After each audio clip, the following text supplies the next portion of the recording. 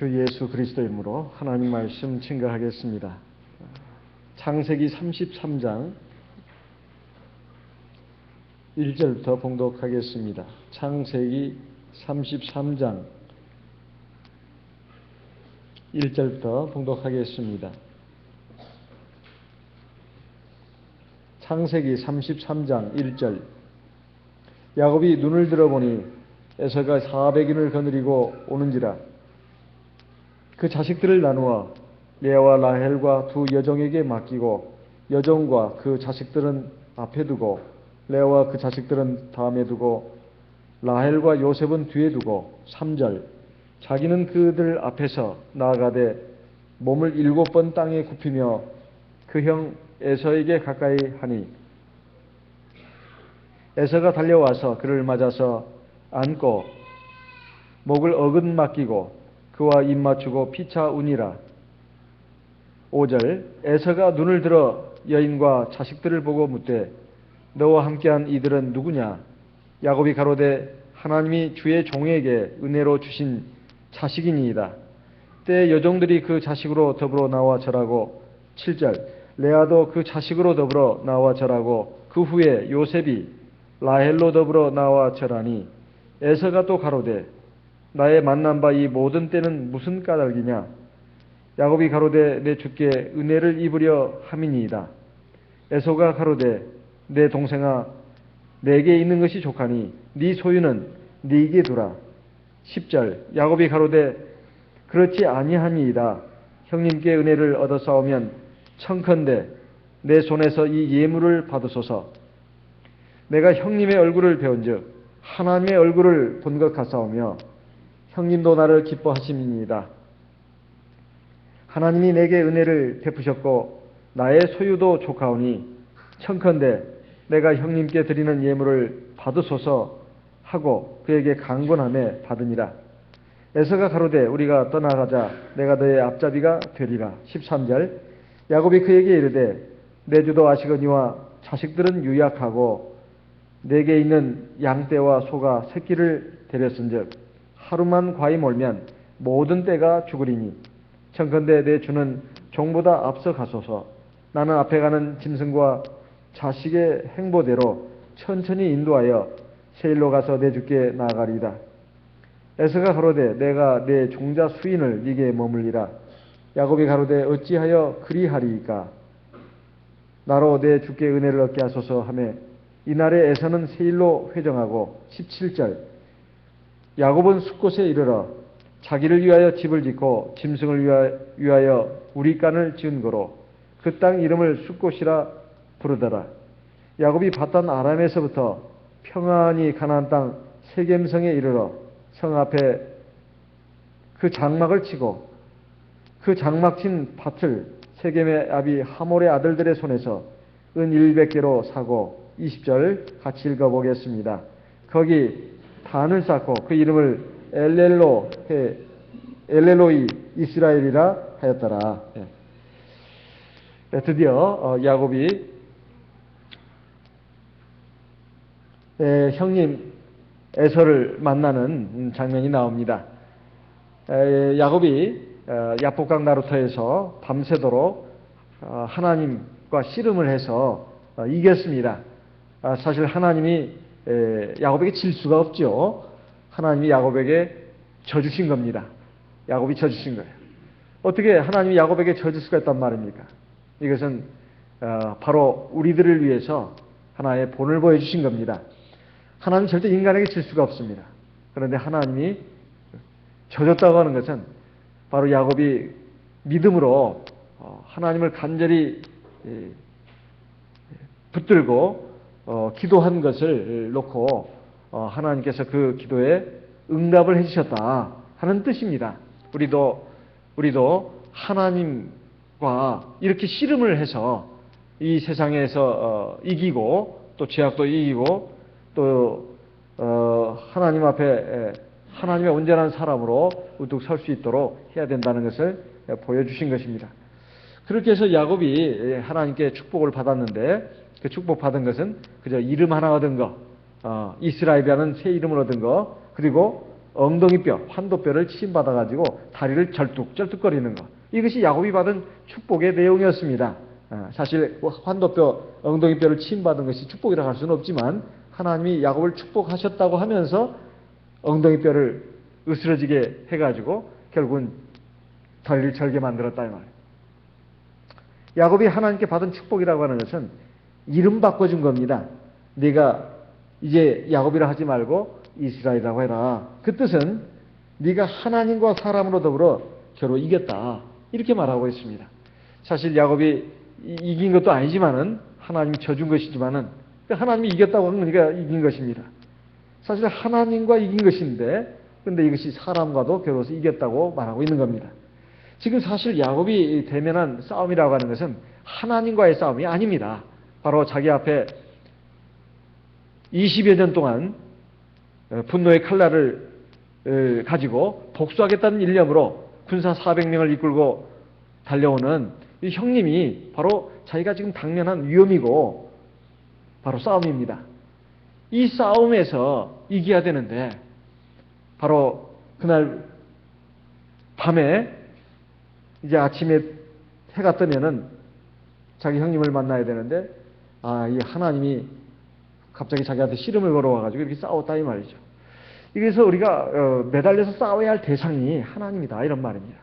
내가 인생을 살아가는 데 있어서 돈도 필요하고 또 직장도 필요하고 결혼 문제도 있고 자식 교육 문제도 있고 내 노후 문제도 있고 보통 문제가 한두 가지가 아닙니다. 우리가 인생을 살아가는 데 있어서. 근데 대부분 보면 이 사람과의 관계에서 일어나는 일들입니다. 이 세상의 삶이라고 하는 것은 전쟁이라고 하지 않습니까? 전쟁. 이 세상의 전쟁터에서 정말 우리가 하나님과의 싸움, 씨름에서 이겨야 된다는 하나님과 씨름하겠다는 자세로 우리가 이 세상을 살아야 되지 사람과 씨름해가지고 내가 이겨야 되겠다 이런 자세로 살아서는 안 된다는 것을 가르쳐 주신 겁니다. 자, 이제 야곱이 이제 하나님께 축복을 받았다 하면서 이제 드디어 야복 땅나라들을 건넜습니다. 건너가지고 보니까 에서가 자기 쌍둥이형 에서가 400명을 거느리고 오는 걸 봤습니다. 그래 자식들을 나눠가지고 자 이제 먼저 여종과 자식들을 갖다가 맨 앞에 세우고 그 다음에 본부인이라고 할 수 있는 레아 그리고 자식들은 그 뒤에 맨 마지막에 라헬과 요셉을 두었습니다. 그리고 이제 쭉 이제 두고 자기는 맨 뒤에 있었던 것이 아니라 맨 앞으로 나갔습니다.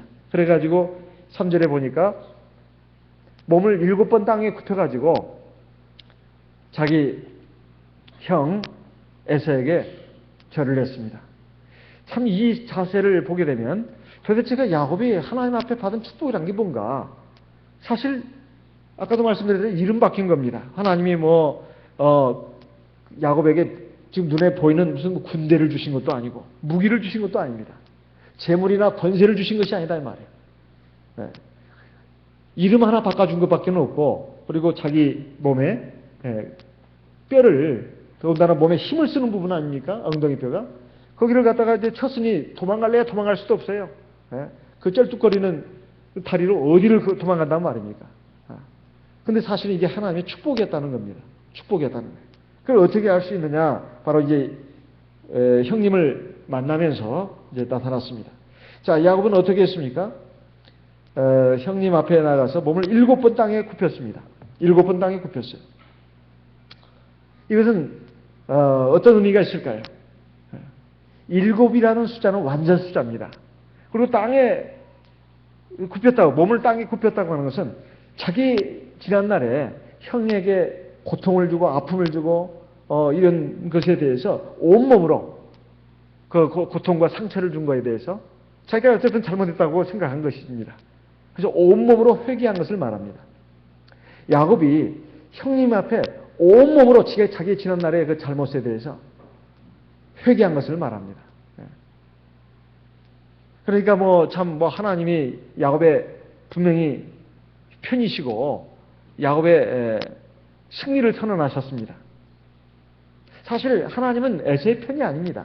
야곱의 편이다 이 말이에요. 그렇지만은 야곱이 형 에서한테 분명히 잘못한 겁니다.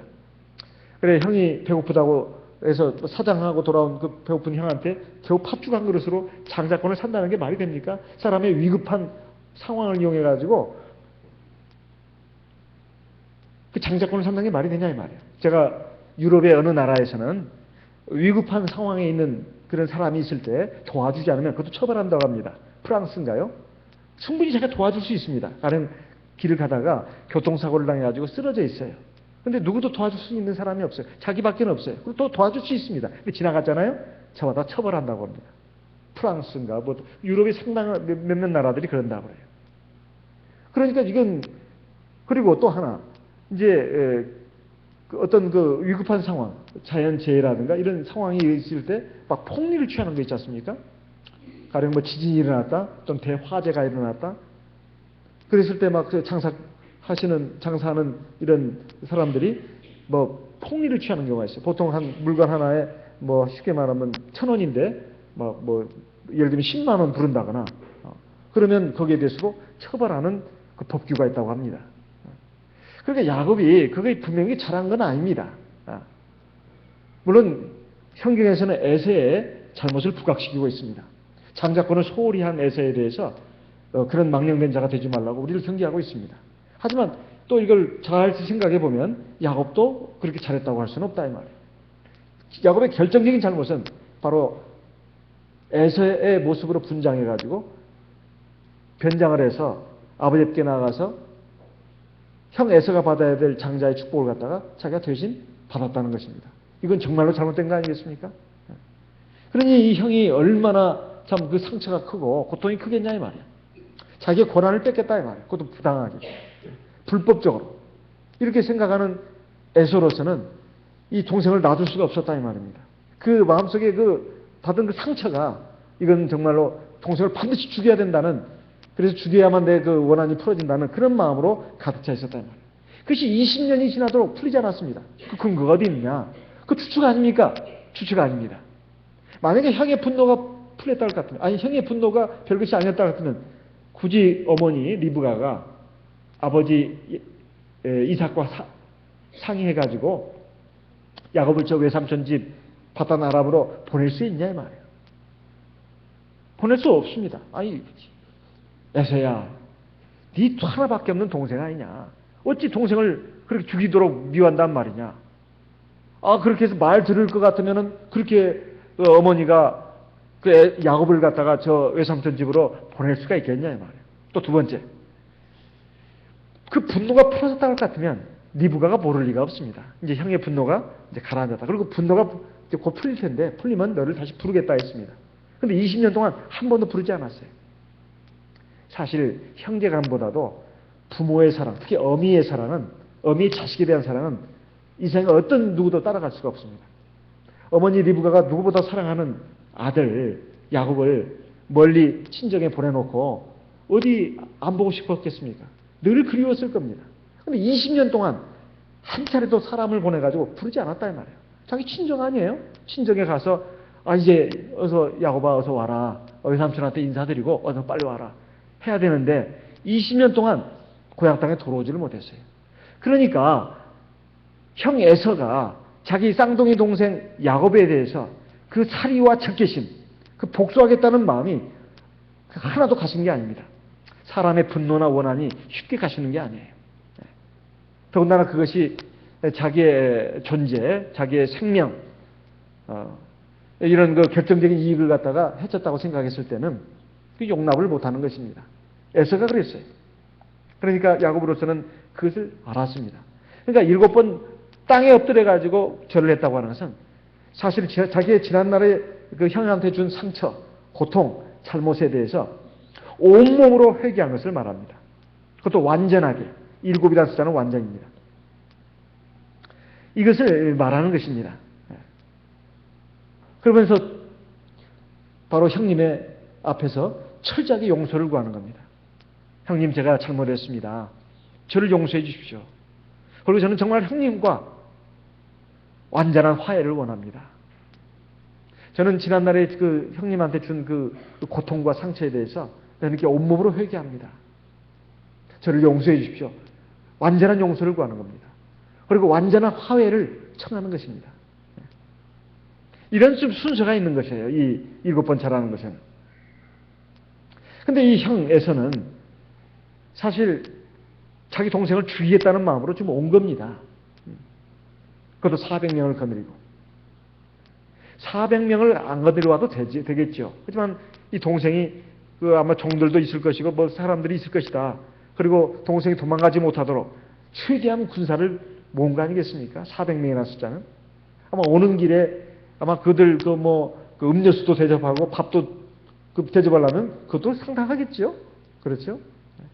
그러면서 이제 그 400명을 또 하루 품삯도 줘야 되고 이틀 전투에 참여했다면 이틀 품삯을 줘야 되고 또 그중에 또 다치는 사람이 있으면 거기에 대한 또 보상도 해줘야 할 거란 말입니다.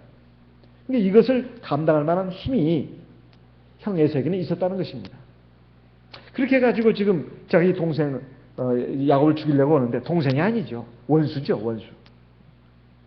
근데 이 상황에서 야곱이 아무리 자기가 이렇게 머리를 100번 조아리고 절을 한다 한들 형의 분노가 없어지지 않으면 소용없는 짓입니다. 이놈의 자석이 하면서 이제 어디서 연극을 하나 하면서 또 단칼에 목을 벨 수도 있는 거 아니겠습니까?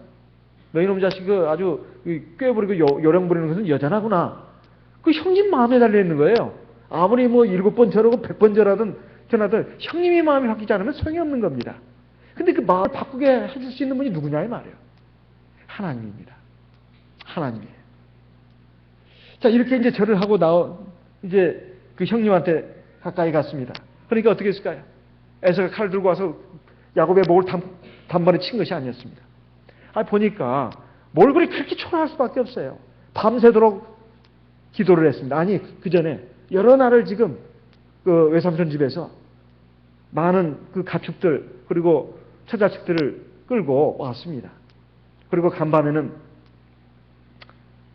이제 야복강 나루터에서 하나님과 천사로 변장한 하나님과 밤새도록 씨름했습니다. 이게 파김치가 되지 않았겠을까요?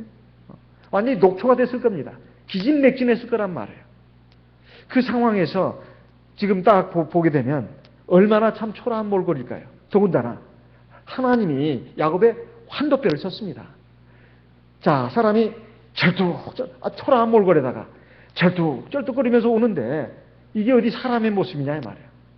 아니면 그야말로 그냥 불쌍한 생각이 들었단 말이에요. 아이고 요놈은 그냥 칼 하나도 쓸 것도 없네. 그냥 주먹으로 한 대 쳐도 그냥 죽겠구만. 이런 정도로 굉장히 가련한 모습이었다 이 말이에요. 그러니까 하나님께서 야곱의 환도뼈를 치신 것은 야곱으로 하여금 아주 철저히 낮아지고 겸손하게 하는 데만 목표가 있었던 게 아닙니다.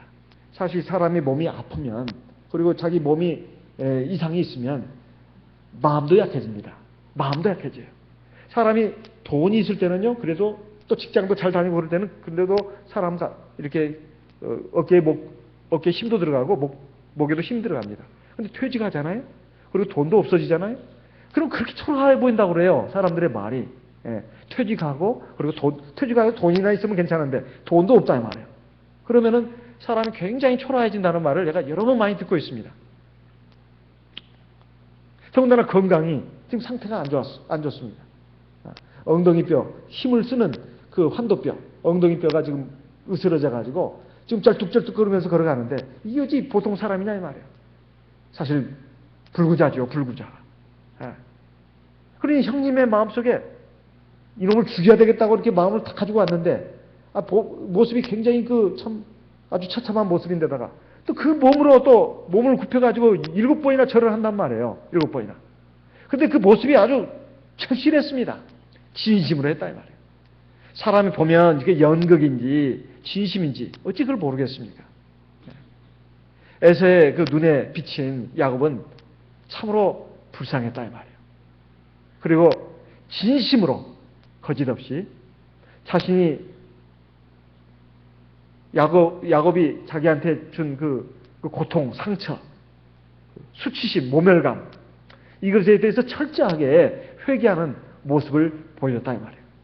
그러니까 에서로서는 참 자기 동생 야곱이 참 그렇게 불쌍하게 보였습니다.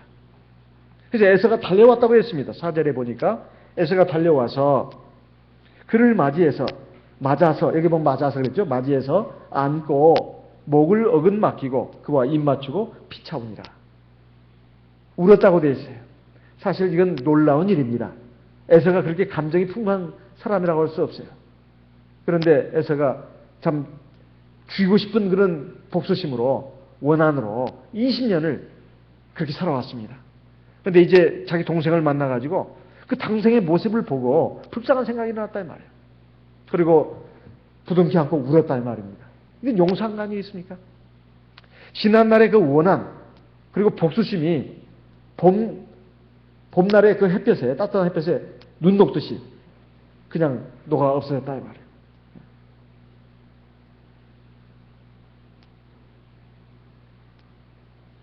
자, 이것을 보면서 우리가 생각할 수 있는 것은 사실 에서는 군대를 끌고 온 이유가 이 동생을 죽이겠다고 왔는데 하나님께서 에서의 마음을 이렇게 부드럽게 해주신 것입니다. 그리고 그 마음의 그 원한과 복수심이 사라지게 만들었다 이 말이에요. 그것은 바로 야곱의 그 태도 때문에 그렇습니다. 첫째는 지난 밤에 하나님과 더불어서 울면서 기도했다 이 말이에요.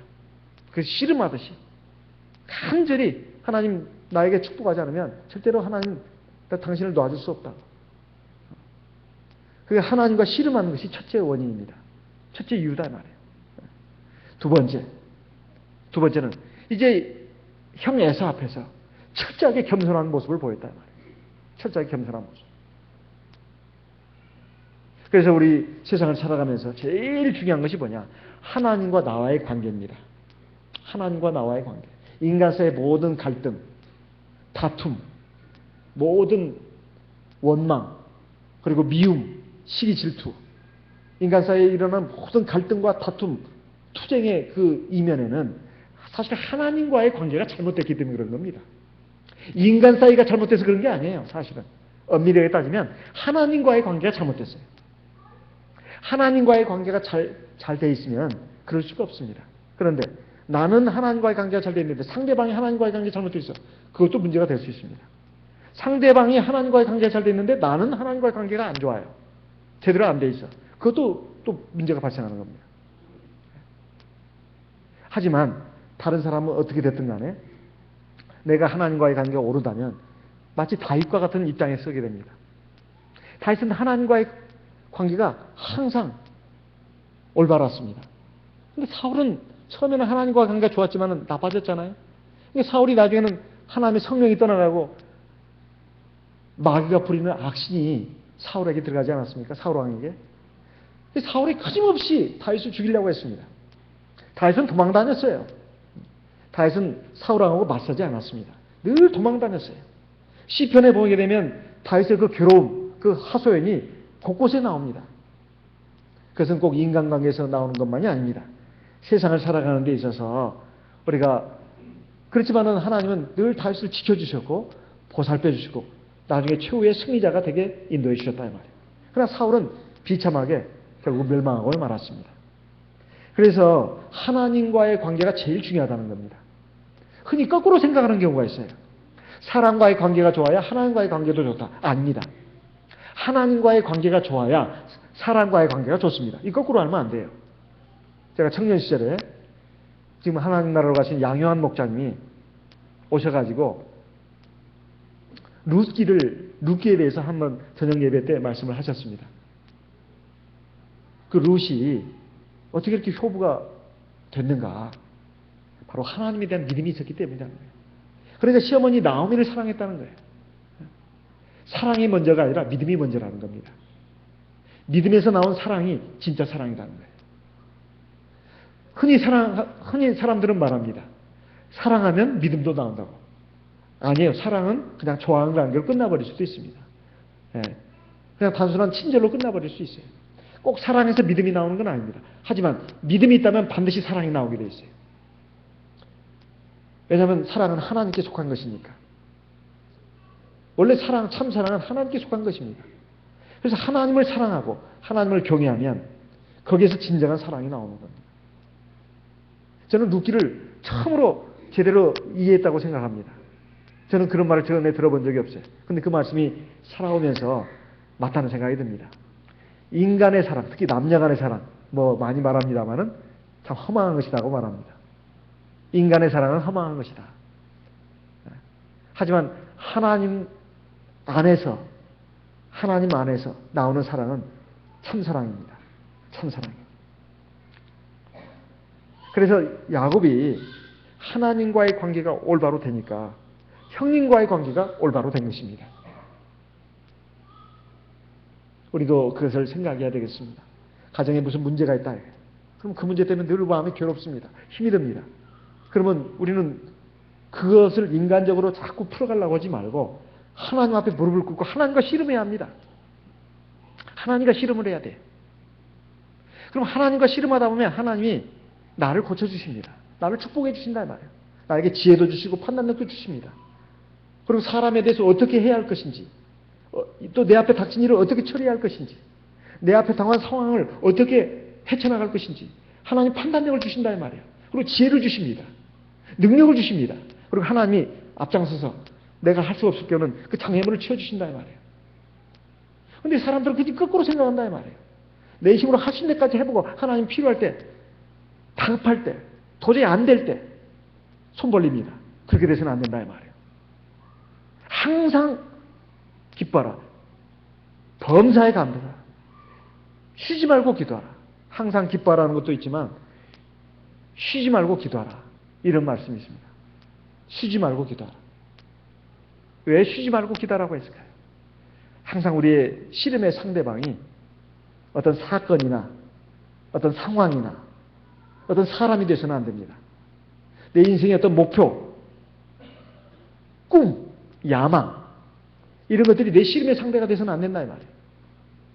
내 씨름의 상대는 하나님이 되어야 합니다. 그래야 내 앞에 당면한 많은 문제들, 모든 문제들을 다 풀어갈 수가 있는 겁니다. 이것을 지금 우리에게 가르쳐 주시는 겁니다. 야곱이 아무리 하나님이 그걸 가르쳐 줬을까요? 너 형님 만나면 말이다. 형님 앞에 7번 절해. 알았어? 하나님 가르쳐 주지 않았습니다. 그러나 야곱의 마음이 그런 마음이었어요. 내가 형님 앞에 나가면 무조건 7번 땅에 엎드려가지고 절하리라. 내 진심을 다해서 지난날의 죄를 철저히 회개하고 형님의 그 아픈 상처, 고통 그것을 내가 형님 앞에 무릎 꿇어서 용서를 구하리라. 이렇게 하면서 한 것은 하나님이 직접적으로 가르쳐 준 것이 아닙니다. 야곱의 마음속에 그것이 마음이 충만했다 이 말이에요. 그리고 또 하나, 세 번째, 야곱이 설령 그렇게 한다 한들 형님이 받아주지 않으면 아무 소용이 없는 겁니다. 형님의 마음속에 그 분노와 적개심이 있고 자기를 그 진심을 받아주지 않고 어디서 연극을 하고 있느냐, 어디서 꾀부리고 있느냐, 장꾀부리고 있느냐 한다면은 아무 소용이 없는 거예요.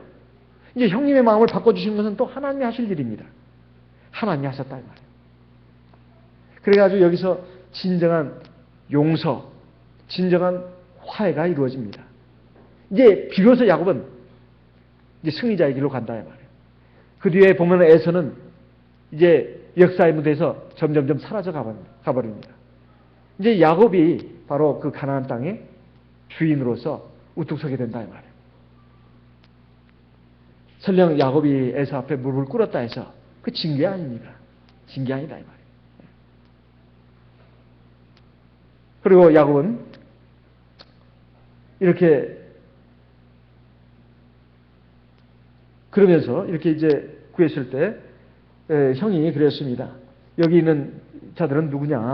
그러니까 야곱이 말합니다. 5절에 하나님이 주의 종에게 은혜로 주신 자식입니다. 철저히 자기 자신을 갖다가 종이라고 말하고 있고 형님을 갖다가 주라고 말하고 있습니다. 이거 얼마나 자기 자신을 낮췄는가 하는 걸 알 수가 있어요. 사실 쌍둥이들은요 동시에 태어난 자식들입니다. 불과 몇 분 차이거든요. 그런데 물론 야곱은 더더욱더 특이하게 형님 발목을 잡고 나왔습니다. 그러니까 세트로 나왔어요. 그때도 말씀드렸지만 세트로. 그러면 이건 동시에 나온 거 아니에요? 왜냐하면 발목을 잡고 나왔으니까 같이 나온 거란 말이에요. 동시에. 그럼 무슨 형님이고 동생이고 어디가 있어요? 머리 그 차이 먼저 나왔냐 그 차이밖에 없어요 사실은. 그런데 여기 보면 철저하게 자기 형님을 갖다가 주라고 부르고 있다 이 말이에요. 그리고 자기는 종이라는 것입니다. 그래서 하나님의 은혜를 말하고 있어요. 하나님이 주의 종에게 은혜로 주신 자십니다. 입에서 말끝마다 하나님의 은혜 이렇게 나온다. 지난 시간에 우리 안식일 날 우리 하나님의 은혜에 대해서 우리가 늘 감사해야 된다고 했습니다. 누가 나를 칭찬할 때 헤롯 왕처럼 하지 말고 우리 어떻게 하라고 했죠? 주님 은혜 감사합니다. 그러라고 했죠. 네. 중국어로 뭐라고 했습니까? 제가 뭐 보니까 깐시해주 그랬다고 제가 오늘 좀 수정을 좀 하겠습니다. 깐시해주 같이 합시다. 깐시해주 네, 깐시해주요. 삼성 사성 삼성 깐시해주 주님 은혜 감사합니다. 이런 말이에요. 그러니까 하나님의 은혜를 이렇게 말하고 있다고 하는 것은 야곱의 마음속에 신앙으로 가득 찼다는 겁니다. 신앙이 있는 사람들은 이게 이게 습관이야. 몸에 배었어요. 몸에 배었으니까 늘 간시해주 이러는 거예요. 주님 은혜 감사합니다. 주님 은혜 감사합니다. 그러다가 넘어져서도 아이고 넘어졌지만 그냥 무릎만 까진 것이 다행이야. 하마터면 다리 부러졌으면 어떡할 뻔했어. 다리 안 부러진 것만 참 다행이야. 조금만 상처난 거. 간시해주. 주님 은혜 감사합니다. 근데 조그만 거 아픈 거 있으면 그냥 막 하나님 원망하고 왜 이러냐고 그러고 사실 하나님이 어떤 불행과 어떤 재난을 사실 막아주기 위해서 일부러 그렇게 하신 것일 수도 있는데 인생을 살고 보면 그때는 그걸 잘 모르고 하나님의 은혜와 사랑인 줄 모르고 하나님 원망하는 경우도 많이 있단 말이에요. 자기 신세 한탄하는 경우도 많이 있습니다. 그건 잘못된 것이죠. 좋은 일이나 나쁜 일이나 인간적으로 봤을 때 좋은 일이든 나쁜 일이든 하나님의 은혜가 있다 생각하고 감사해야 합니다. 건강할 때나 아플 때나 또는 일이 잘 될 때나 일이 안 될 때나 하나님의 은혜가 있어요. 거기에. 그 결론이 아니다 이 말입니다. 과정이다 이 말이에요. 우리가 그걸 생각하고 하나님께 감사하면 하나님 굉장히 기뻐하십니다. 굉장히 기뻐하세요. 이 믿음이 있기 때문에 이런 말을 하는 겁니다. 그러니까 이제 여종들이 그 자식들로 더불어 나와서 절하고 레아도 그 자식으로 더불어 절하고 또 요셉도 라헬과 더불어서 나와서 이제 큰아버지죠. 큰아버지. 예? 에서가 큰아버지 아닙니까? 보후. 큰아버지다 이 말이에요. 큰아버지에게 절을 했다 이 말이에요. 그러면서 또 이제 에서가 묻습니다. 그리고 내가 지금 앞서서 만난 이 가축들이 많이 있는데 그 가축들이 대체 누구 것이냐? 뭐냐? 암소도 있고 수소도 있고 암양도 있고 수양도 있고 염소도 있고 또 노새도 있고 낙타도 있고 이 많은 양들 총 그때 몇 마리라고 했어요? 480마리였던가요? 엄청난 수의 그 짐승 가축들이 이게 대체 누구 것이냐? 이렇게 물었더니 8절에 보니까 야곱이 형님한테 그래서 말하지 않습니까? 주께 은혜를 입으려 함입니다. 그러니까 이제 두 번째는 야곱이 형님한테 예물을 드렸다 이 말이에요. 예물을 드렸어요. 은혜를 구하기 위해서. 사실 형님이 받은 그 상처 이것을 사실 그런 걸로 해가지고 다 보상할 수는 없지만 야곱으로서는 최대한을 생각한 겁니다. 요즘은 위자료라는 말이 있잖아요. 위자료가 뭔가 좀 쉬운 말로 하면 정신적인 손해, 고통에 대한 보상이 바로 위자료라고 합니다. 위자료라는 건 그거예요. 정신적으로 입은 손해와 고통을 재산으로서 재산적인 이익으로서 배상하거나 보상하는 것을 위자료라고 합니다. 그러니까 형님이 받은 사실 형님이 자기한테 뭐 손해본 것이 뭐가 있어요? 재산상으로. 그 아버지 재산 그거 다 자기가 다 차지했는데 그렇잖아요? 오히려 야곱은 지팡이 하나만 들고 쫓겨가서 간 사람입니다. 아버지 재산을 가진 게 뭐가 있냐 이 말이에요. 그런데 야곱은 그렇게 생각 안 했다 이 말이에요. 형님이 자기로 인해서 얼마나 많은 고통을 당했냐 이 말이에요. 그래서 거기에 대해서 이제 꼭 거기에 대한 변상이라기보다는 어쨌든 형님한테 내가 최선을 다해서 형님의 마음을 기쁘게 해야 되겠다. 그걸로서 이제 예물을 택한 것입니다. 잠언에도 보면 그와 그 비슷한 말씀들이 있습니다. 잠언 18장 16절 말씀. 잠언 18장 16절. 우리 같이 한번 읽어보겠습니다.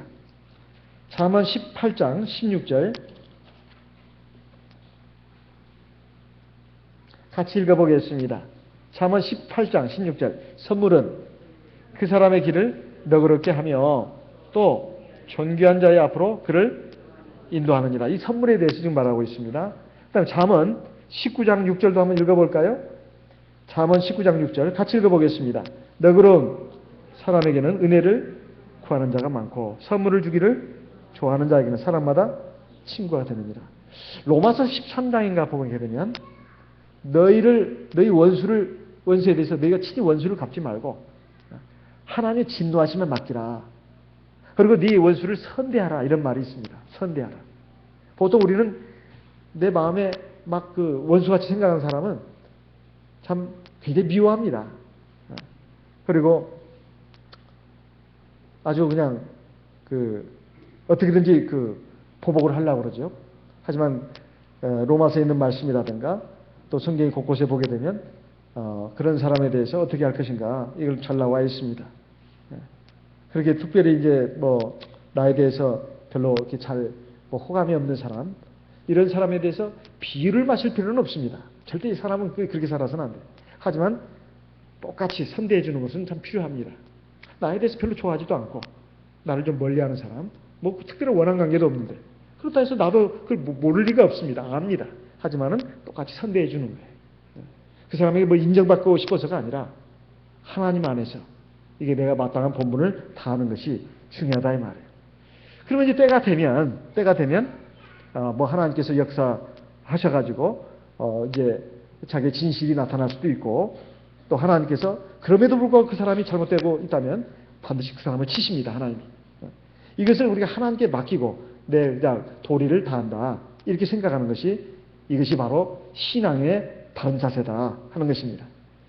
자, 에서가 야곱에게 이제 그렇게 말을 하니까 이건 나에게 있는 건 충분하다. 동생아, 네가 다 가져. 네가 가져라 하니까 아닙니다. 형님 꼭 가지셔야 합니다. 강권을 하니까 형님도 어쩔 수 없이 받았다고 되어 있습니다. 그러니까 이제 형이 이제 뭐라고 하냐면 이제 너희의 그 가는 길을 내가 데려온 이 군사들로 하여금 같이 호위해서 가겠다고 하니까 아닙니다, 형님. 그냥 가십시오. 지금 내가 거느리고 있는 소, 양떼들이 새끼를 베었습니다. 그래서 지금까지 먼 길을 왔는데 막 급하게 몰면 도중에 많이 죽을 것 같습니다. 그러니까 형님 먼저 가세요. 제가 뒤따라 가가지고 형님을 뵙겠습니다. 그러니까 형이 그 말씀 보니까 그거 맞는 것 같아요. 그러냐? 그러면 내가 여기 몇 사람을 붙여주겠다. 왜냐하면 사실 그거는 이방 땅입니다. 그러니까 당시에는 많은 그 도적들이 있기 때문에 동생을 정말 걱정을 한 것이에요. 하지만 동생으로서는 또 얕은 깨가 일어나가지고 형님이 변심해가지고 자기를 혹시 해치지는 않을까 그런 마음은 아닙니다. 도중에 하나님의 군사들을 만나지 않았습니까? 마하나임. 그러니까 야곱은 철저히 이제 그 생각을 갖게 됐어요. 하나님이 함께 하시고 지켜주신다면 아무 걱정이 없다는 거예요. 굳이 형님한테 폐를 끼칠 필요가 없다는 것입니다. 그러니까 몇 명의 군사를 붙여주겠다는 것도 괜찮습니다, 형님. 저희가 갈 수 있습니다. 이제 야곱은 완전히 하나님을 믿고 의지하는 사람이 됐다는 뜻입니다. 야곱이 여기서 장깨를 부린 게 아닙니다. 혹시 성경을 그렇게 해석을 한다면 그건 조금 문제가 있다고 생각합니다. 야곱이 전날 밤에 야포강다로에서 하나님과 씨름한 것은 완전히 자기를 무너뜨린 것이었습니다. 자기를 무너뜨리니까 하나님이 져주신 거예요. 하나님 앞에 굴복하면 하나님이 져주십니다. 이게 참 신비로운 싸움이죠. 하나님 앞에 무릎을 꿇는 이 자세가, 기도하는 자세가 사실 하나님 앞에 무릎 꿇는 거 아니에요? 하나님 앞에 항복하는 자세가 바로 기도하는 자세거든요. 그러면 하나님이 져주신다 이 말이에요. 이게 참 신비로운 역사입니다. 그래서 우리가 하나님 앞에 기도할 때 하나님이 내 기도를 다 들으신다는 걸 기억해야 합니다. 그리고 하나님의 시간표에 의해서 다 응답을 받는다는 것. 그것도 내가 기도하는 것보다 더 완전하게, 또 완전한 때, 완전한 방법으로, 완전한 과정을 통해서 나에게 응답해 주신다는 것을 믿고 우리가 항상 하나님을 경외하는 사람이 되어야 되겠습니다. 야곱이 이제 세겜성에 들어갔을 때 은 한 100개를 주고 그 땅을 샀습니다. 그리고 그게 장막을 치고 그리고 거기다 하나님께 예배드리는 제단을 쌓았다 이 말이에요. 이것이 야곱의 삶의 모습입니다. 오늘 저와 여러분도 마찬가지입니다. 사실 우리 가정적인 문제 또는 교회에서 문제 또는 세상의 삶의 문제도 우리가 하나님 앞에 예배드리는 이러한 백성으로서 나간다면, 아침 저녁으로 우리가 기도한다면 사실은 거의 다 문제가 안 될 문제들이 꽤 많습니다. 민수기 28장 1절로 4절에 보면, 민수기 28장 1절로 4절에 보면 매일 아침 저녁으로 수양 한 마리를 아침에 번제로, 저녁 때 번제로 드리라고 되어 있어요. 그러니까 하나님께 드리는 예배를 말합니다. 또 기도를 말하기도 하는 것이죠. 우리가 아침에 일어나면 기도하고 저녁 때 또 기도하는 것이 참 귀한 이유가 바로 거기에 있습니다. 그건 절대 시간 낭비가 아닙니다. 이건 해본 분들만이 알아요. 해보지 않은 분들은 모릅니다.